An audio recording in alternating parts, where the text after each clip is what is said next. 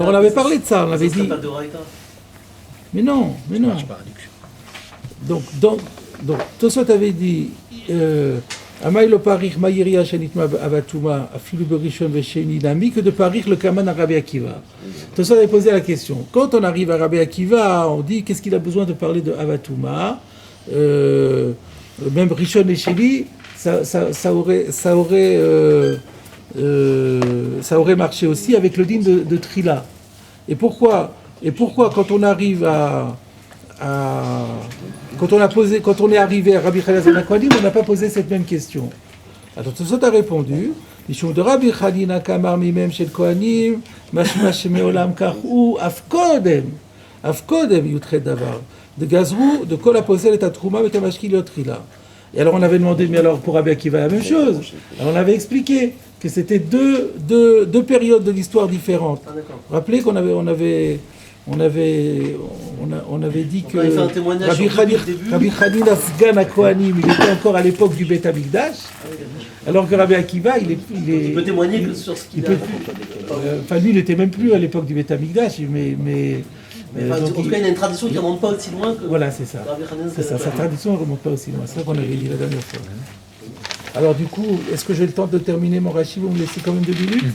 Alors comme ça on termine le rachid, mais de toute façon on va refaire un Tosfot après, prochaine fois. Et la Shmamina, mi de me hader le me FD Rishon de Raïta, puisque on voit que la Mishnah se donne du mal à faire que cette huile devienne Rishon, non pas midrabanan mais midoraita, puisqu'elle tient à ce que le nerf soit avatuma. Shmamina, litmuya acherim, vela sotan, shenido raita kama. Donc tu étais bien obligé de dire que c'est parce que elle veut nous dire que maintenant cette huile aura la capacité de rendre impures d'autres choses et de les transformer en chéni, non pas minatora, non pas midarabanan, mais même dioraita.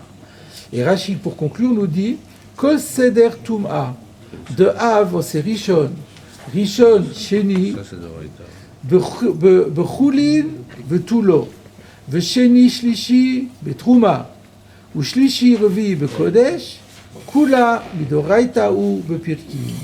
Que tout ce principe-là, qu'on n'arrête pas de véhiculer depuis qu'on a commencé cette souvia, toute l'institution de l'impureté, à savoir qu'il y a d'abord le Hav, la source, que la source, quand elle touche, elle rend Rishon, et puis le Rishon rend Sheni, mais que ça s'arrête là dans Choulin, que le Sheni fait Shlishi, et ça s'arrête là dans Trouma, et que le Shlishi veut même faire Revi dans le Kodesh, tout ça, c'est Minatora dans notre chapitre. Qu'est-ce qu'il avait besoin de dire ça? Parce que si on disait que c'était Midrabanan, on ne comprendrait pas de dire qu'il fallait absolument lui expliquer que c'était un Rishon, c'était un Hav, que ça devienne un Rishon Minatora. La notion de Rishon Minatora n'existe pas, Minatora. Si, c'est tout ça, c'est déjà Minatora. Jusqu'à Revi Minatora. Jusqu'à Revi Minatora.